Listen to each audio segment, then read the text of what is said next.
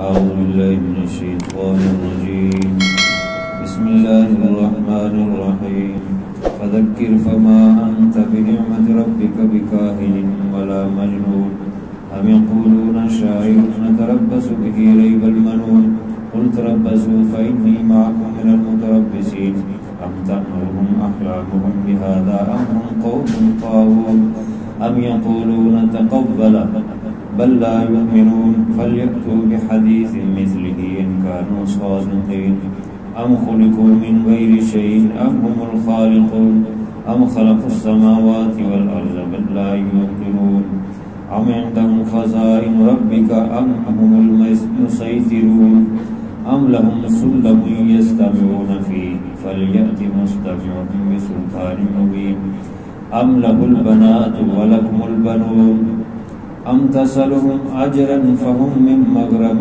مثقلون أم عندهم الغيب فهم يكتبون أم يريدون كيدا فالذين كفروا هم المكيدون صدق الله العظيم. گزشتہ آیات میں جزائے عمل کو ذکر فرمایا. اس ضمن میں جو نہ ماننے والے ہیں ان کا انجام بھی ذکر فرمایا. جہنم میں جائیں گے اور وہاں چیخو پکار کریں یا جو بھی کریں ہر صورت ان کو وہی رہنا ہے.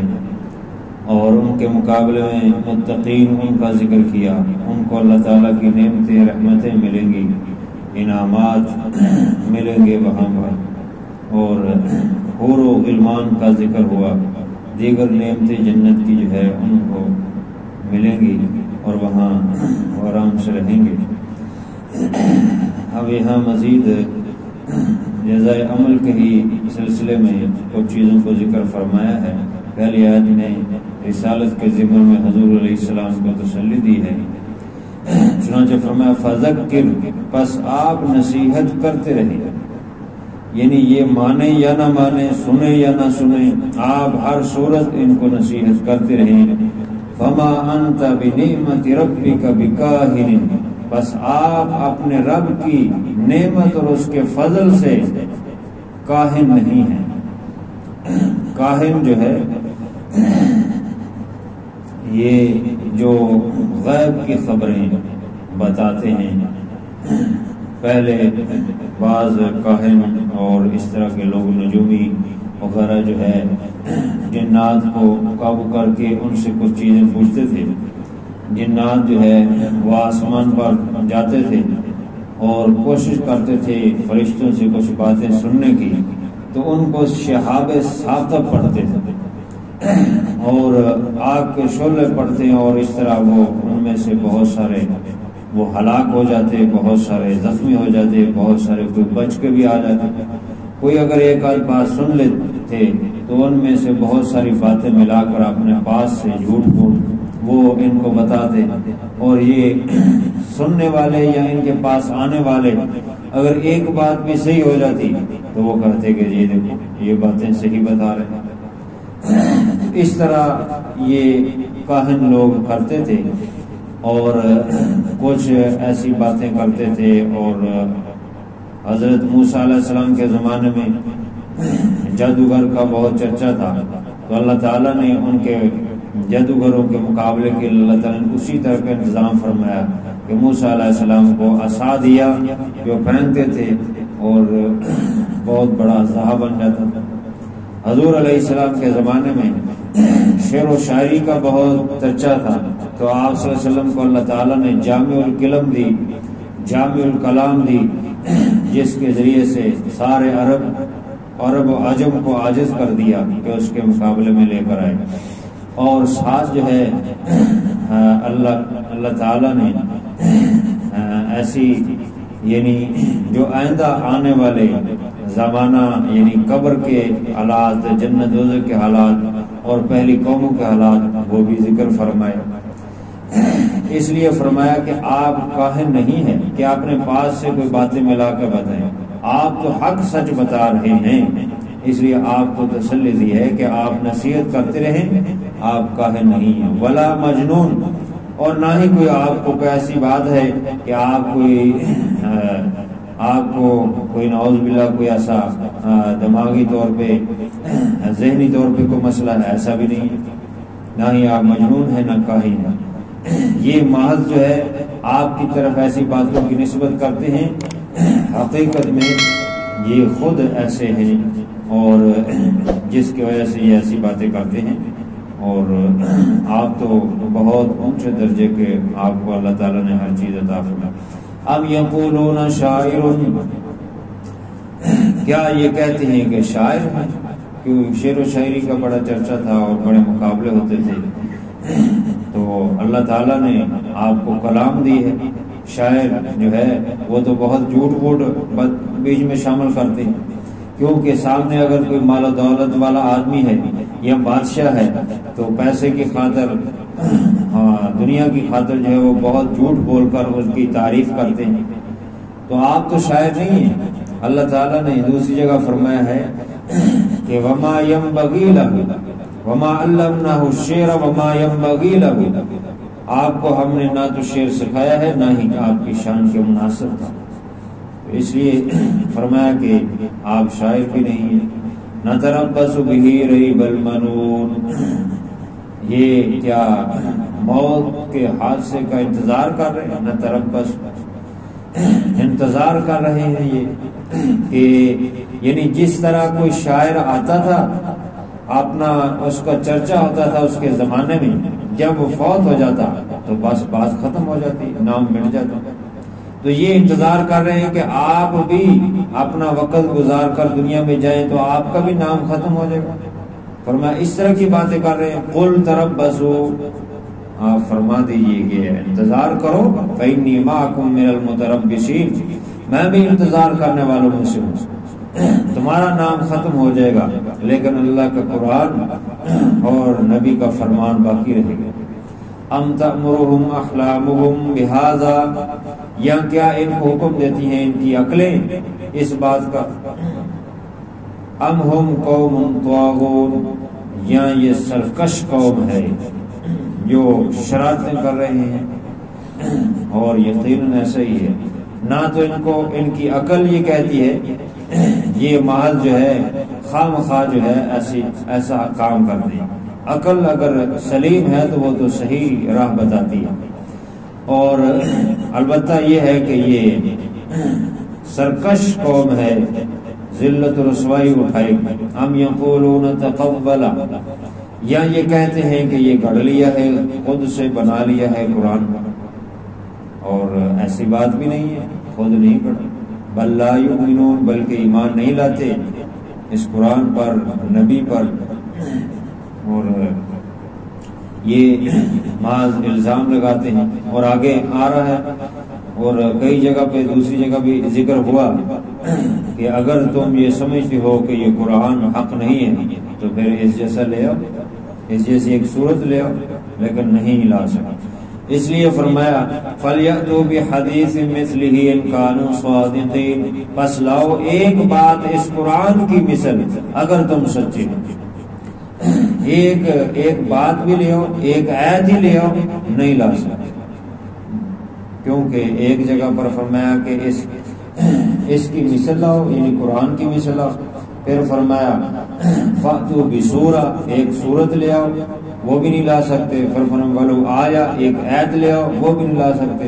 تو یہاں فرمایا ایک بات ہی لے آؤ، ایک لفظ ہی لے آؤ، وہ بھی نہیں لا سکتے۔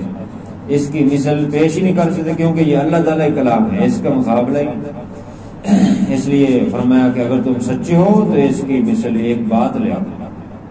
ام خلقوا من غیر شیء ام هم الخالقون، یا پھر یہ ہے کہ پیدا کیے گئے ہیں یہ کسی اور چیز سے، یعنی جو والدین کا اللہ تعالیٰ نے ذریعہ بنایا ہے، والدین کے ذریعے سے اور دونوں کے جو ہے مباشرت سے جو ہے اور ان کے نطفے سے اللہ تعالیٰ نے یہ سلسلہ رکھا ہے، انسان آگے اس کی نسل بڑھتی ہے، تو کیا یہ اس سے ہٹ کر کسی اور چیز سے پیدا کیے گئے ہیں؟ اس طرح کی حرکتیں کر رہے ہیں یہ۔ ام هم الخالقون، یا یہ خود ہی خالق ہیں، اللہ کو یہ خالق نہیں مانتے، یہ خود اپنے آپ کو سمجھتے ہیں کہ ہم پیدا کرنے والے ہیں۔ ایسی بات نہیں ہے۔ نہ ہی تو یہ کسی اور چیز سے پیدا کیے گئے، نہ ہی یہ خالق ہے۔ بلکہ قرآن پاک میں یہ کہ ان مشرکوں سے بھی پوچھو کہ امن خلق السماوات والارض، کہ زمین و آسمان کو کس نے پیدا کیا، تو لیقولن اللہ، تو البتہ ضرور ضرور کہیں گے اللہ نے پیدا کیا۔ خالق مانتے ہیں لیکن کہتے ہیں کہ اللہ تو خالق ہے، لیکن یہ جو ہیں یہ بھی اللہ کے پیارے ہیں، ان کو بھی کچھ اللہ نے اختیار دیا، اس طرح شرک کرتے ہیں۔ تو فرمایا کہ یہ خود کسی اور چیز سے پیدا کیے گئے یا یہ خالق ہیں، دونوں باتیں نہیں۔ ہم خلق السماوات والارض، یا پیدا کیا انہوں نے آسمان اور زمین کو، بل لا یوقنون، بلکہ یقین نہیں رکھتے، اللہ اور اس کے رسول کی باتوں پر یقین نہیں رکھتے، بے یقینی کے اور حیران و پریشان کی وجہ سے اس طرح کی حرکتیں کرتے۔ ام عندهم خزائن ربک، یا ان کے پاس تیرے رب کے خزانے ہیں، تیرے رب کے خزانوں کی کنجیاں ان کے پاس ہے کہ یہ اپنی مرضی سے وہ خزانے استعمال کریں اور جس کو چاہیں دیں۔ ام هم المسیطرون، یا یہ جو ہے وہ ان پر ذمہ دار ہیں، ان پر دروغہ ہیں، یہ سارے کنٹرول ان پر ہے، ان کے پاس ہے۔ ایسا نہیں ہے، رب کے خزانے وہ اللہ کے سوا کسی کے اختیار میں نہیں، نہ ہی کسی کا کنٹرول ہے۔ یہ اللہ تبارک و تعالیٰ ایک سوالیہ انداز میں اصل میں پوچھ رہے ہیں اور سمجھا رہے ہیں، سوالیہ انداز اختیار کر کے سمجھانے کا انداز قرآن پاک میں مختلف ہے، تو اس لیے یہاں پر سوال کر کر کے یوں پوچھا جا رہا ہے اور سمجھایا جا رہا ہے۔ ام لہم سلم یستمعون فیہ، یا ان کے پاس کوئی سیڑھی ہے کہ وہ سیڑھی پر چڑھ کر آسمان سے اوپر سے باتیں سنتے ہیں اللہ تعالیٰ اور ان کو اس طرح باتیں پتہ چل جاتا ہے؟ ایسا بھی نہیں ہے۔ فَلْيَأْتِ مُسْتَمِعُهُمْ بِسُلْطَانٍ مُبِينٍ، اگر ایسا ہے تو پھر لائیں جو سن کے آئے ہیں کوئی واضح دلیل سند کوئی پیش کریں۔ کیا یہ سن سکتے ہیں اللہ تعالیٰ کی یا فرشتوں کی باتیں کوئی سنی ہیں؟ ایسا بھی نہیں، نہ ان کے پاس کوئی سیڑھی ہے کہ آسمانوں پہ جا سکے۔ آج اتنی ترقی کا دور ہے، تیز ترین دور ہے، لوگ دعویٰ کر رہے ہیں کہ ہم چاند پہ گئے ہیں، فلاں ستارے پہ گئے ہیں، فلاں سیارے پہ گئے ہیں، لیکن آسمان کی بلندی ابھی تک کسی کو معلوم نہیں۔ تو ان کے پاس سیڑھی بھی نہیں ہے کہ آسمان پہ لگا کے چڑھ کے جو ہے اوپر سے باتیں سنیں۔ اگر ہے تو فرمایا لاؤ کوئی دلیل پیش کرو۔ ام لہ البنات ولکم البنون، یا اللہ کے لیے یہ جو ہے بیٹیاں بناتے ہیں اور کیا تمہارے لیے بیٹے ہیں؟ خود تو تم پسند نہیں کرتے بیٹیوں کو، اور ناگواری اور بہت ہی اپنے آپ کو شرمندگی اور ذلت محسوس کرتے ہو معاشرے میں بیٹی پیدا ہو جائے، حتیٰ کہ بیٹیوں کو زندہ درگور کر دیتے ہو، لیکن اللہ کے لیے تم کہتے ہو کہ یہ فرشتے اللہ کی بیٹی ہے۔ یہ کیسی تمہاری بدی تقسیم ہے کہ جس کو تم خود پسند نہیں کرتے اس کی نسبت اللہ تعالیٰ کی طرف کر رہے۔ اللہ تعالیٰ ان سب چیزوں سے پاک ہے۔ لم یلد ولم یولد ام تسألہم اجرا، یا یہ کوئی آپ سے پیغمبر جو ہے وہ یعنی پیسے مانگ رہا ہے کہ میں تمہیں دعوت دیتا ہوں تم مجھے پیسے دو، کوئی اجر دو، کوئی صلہ مانگ رہا ہے تو یا سوال آپ ان سے سوال کر رہے ہیں کسی اجر کا۔ فَهُمْ مِن مَغْرَمٍ مُثْقَلُونَ، بس اس چٹی اور تاوان دینے کے بوجھ میں یہ دب رہے ہیں کہ ان پر وہ بوجھ پڑ رہا ہے، اس وجہ سے یہ اس طرح کی حرکتیں کر رہے ہیں۔ ایسا بات بھی نہیں ہے۔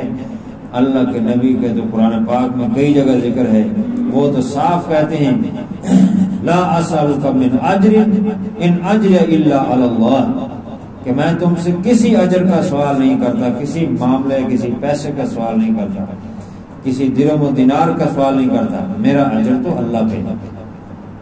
لہذا یہ بات بھی نہیں ہے کہ یہ کوئی بوجھ پہ دب رہے ہیں، ان سے کوئی چٹی تاوان لیا جا رہا، ایسی بات بھی نہیں ہے۔ ام عندهم الغیب فهم یکتبون، بس یا ان کے پاس غیب ہے کہ وہ اس کو لکھ لیتے ہیں، ایسا بات بھی نہیں ہے۔ غیب تو عالم الغیب والشہادہ، غیب اور حاضر کو جاننے والا اللہ ہے، ایک ایک ذرے کو جانتا ہے اللہ تعالیٰ، سب چیز اس کے علم میں ہے، اس کی وسعت اور طاقت میں سے باہر اور اس کی قدرت سے باہر کوئی چیز نہیں، لہذا غیب بھی نہیں یہ جانتے۔ ام یریدون کیدا، یا کوئی یہ ارادہ رکھتے ہیں خفیہ تدبیر کرنے کی کہ خفیہ طور پہ کوئی ایسا پلان کر کے جو ہے یہ ناکام بنا دے، ایسا بھی نہیں کر سکتے۔ فالذین کفروا هم المکیدون، بلکہ کافر لوگ یہی ان کے جو دو پیچ ہے، ان کی جو خفیہ تدبیریں ہیں، سازشیں ہیں، وہ سب انہی کے لیے، وہ انہی میں خود گریں گے، اپنی خفیہ تدبیروں میں خود گریں گے، وہ ان کے اوپر الٹا ان کے اوپر ہی پڑیں گی اور ان کا وبال ان پر آئے گا، تو وہ اپنے کیے گئے جو داؤ پیچ ہے اس میں خود پھنسیں گے۔ جیسے آپ من حفر بئرا لأخیہ فقد وقع فیہ، کہ جس نے کسی اپنے بھائی کے لیے گڑھا کھودا وہ خود اس میں گرے گا۔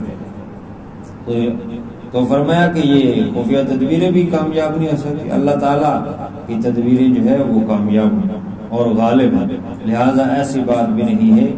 اس لیے یہ خواہ مخواہ انکار کر کے اپنے آپ کو جہنم کا ایندھن کیوں بنا رہے ہیں اور تباہی بربادی کی طرف کیوں جا رہے ہیں؟ تو یہ سارے سوالات کے انداز میں سمجھایا جا رہا ہے اور شروع میں بتا دیا کہ آپ ہر صورت ان کو نصیحت کریں تاکہ آپ کا جو فریضہ ہے وہ پورا ہو جائے۔ اللہ تعالیٰ عمل کی توفیق۔ الحمدللہ رب العالمین والعاقبۃ للمتقین والصلاۃ والسلام علی سید الرسل وخاتم الانبیاء والمرسلین۔ ربنا آتنا فی الدنیا حسنۃ وفی الآخرۃ حسنۃ وقنا عذاب النار۔ یا اللہ ہماری حاضری کو قبول فرما، جو کمی رہ گئی اپنے فضل سے معاف فرما، بیماروں کو شفا عطا فرما، خاتمہ بالخیر فرما۔ صلی اللہ تعالی علی خیر خلقہ۔